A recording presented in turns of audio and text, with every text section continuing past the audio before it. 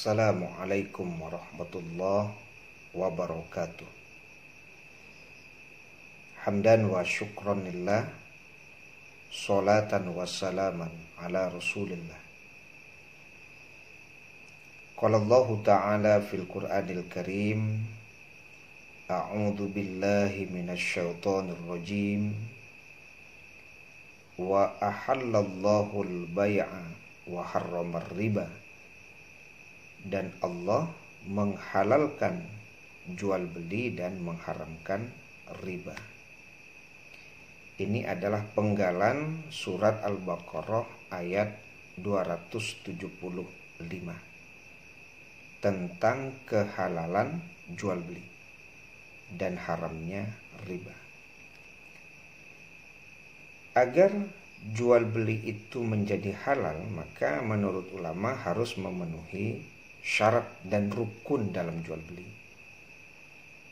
Di antara syarat jual beli itu yang pertama adalah keridhaan antara penjual dan pembeli. Jadi tidak ada unsur paksaan, baik yang menjual maupun yang membeli. Sebagaimana di dalam surat An-Nisa Allah berfirman ayat 29, Ya ayyuhalladzina amanu la ta'kulu amwalakum bainakum bil batil. Hai orang-orang yang beriman, janganlah kamu saling memakan harta di antaramu dengan batil. Illa an takuna tijaratan antara minkum, kecuali dengan perniagaan yang terjadi atas dasar suka sama suka di antara kalian. Jadi menjadi syarat dalam jual beli adanya ridho antara penjual dan pembeli. Kemudian yang kedua adalah memenuhi syarat jual beli seperti merdeka, kemudian mukallaf. Dan yang ketiga, bahwa yang dijual itu memang barang milik si penjual. Kemudian rukun dalam jual beli yang pertama adanya dua pihak yang melakukan akad, yaitu penjual dan pembeli. Kemudian yang kedua adalah objek dalam akad jual beli. Jadi ada barang yang diperjualbelikan, dan barang itu tidak boleh barang yang Allah haramkan, seperti jual beli anjing, jual beli bangkai, jual beli minuman keras. Itu menjadi batal jual beli. Kemudian yang ketiga itu adanya ijab kabul dalam jual beli, bahwa si penjual menjual barangnya dan si pembeli menerima barang yang dibelinya. Jadi ada syarat, ada rukun dalam jual beli. Kalau kita beli umpamanya ayam goreng, kalau bahasa Inggrisnya itu kan fried chicken, ayam goreng. Itu biasanya di awal kalau kita minta kan umpamanya minta sayap, kemudian pakai nasi, lalu kemudian minta kentang. Kemudian kan kasirnya itu nanti menjumlahkan gitu. Anggap umpamanya 33.000. Kemudian kita bayar 33.000. Kita bayar, kemudian yang kita minta itu kita ambil dan kita bawa pulang. Itu kan memenuhi syarat dan rukun jual beli, sehingga tidak mendatangkan masalah setelahnya.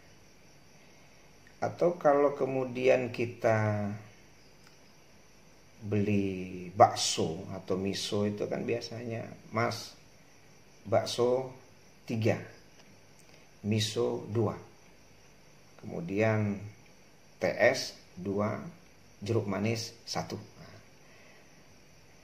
Tapi kan kita bisa melihat bahwa di dinding itu ada tarif gitu ya. Kalau bakso itu 11.000, miso itu umpamanya 12.000, pakai telur 15.000, TS 4.000 umpamanya kan. Es jeruk itu 5.000 ya. Nah, ini juga memenuhi syarat dan rukun. Karena ketika kita membeli, meminta, kita tahu itu perkiraan dana yang akan kita keluarkan, sehingga tidak ada masalah. Di situ ada antarodin, keridhaan antara si penjual dan si pembeli. Atau kalau di rumah makan itu kan ada yang sistem paket gitu. Kita minta yang satu paketnya itu umpamanya 30.000, atau satu paket itu 40.000.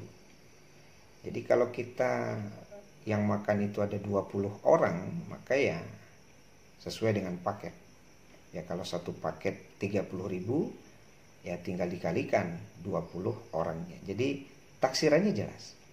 Ya, ini tentu memenuhi syarat dan rukun jual beli.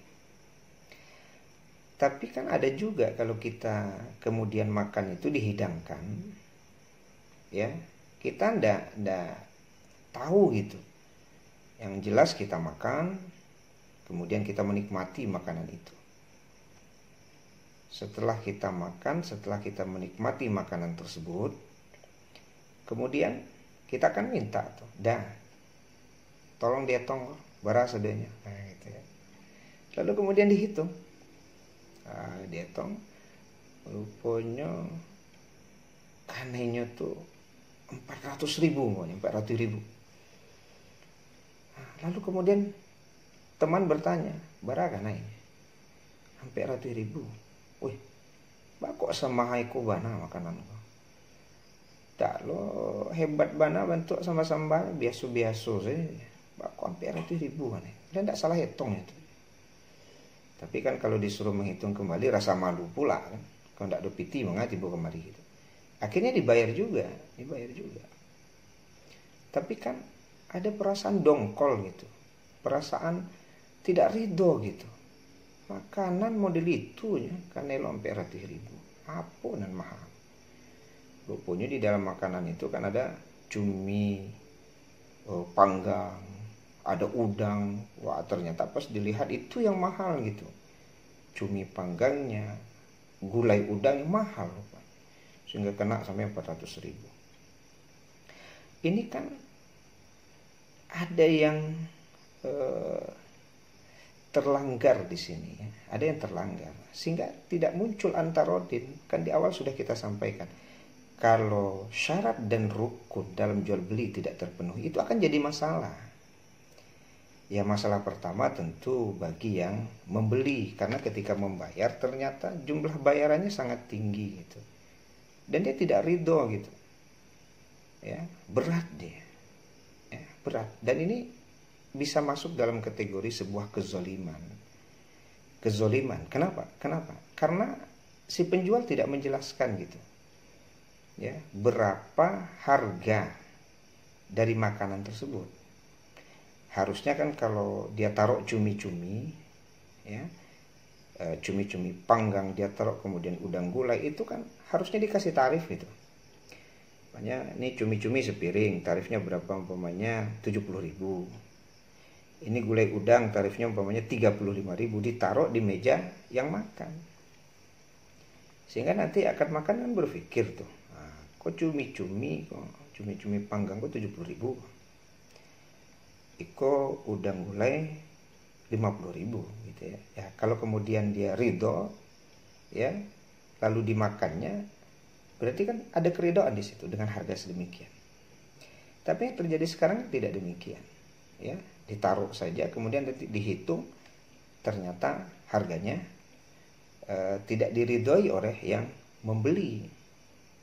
Ya, kalau bagi mereka yang mungkin cukup uang ya tidak ada masalah. Tapi bagi mereka yang kemudian merasa berat, ini jadi masalah. Di situ ada kezaliman. Coba bayangkan, ya, satu hari kedai nasi ternyata terjadi sekian kali kezaliman.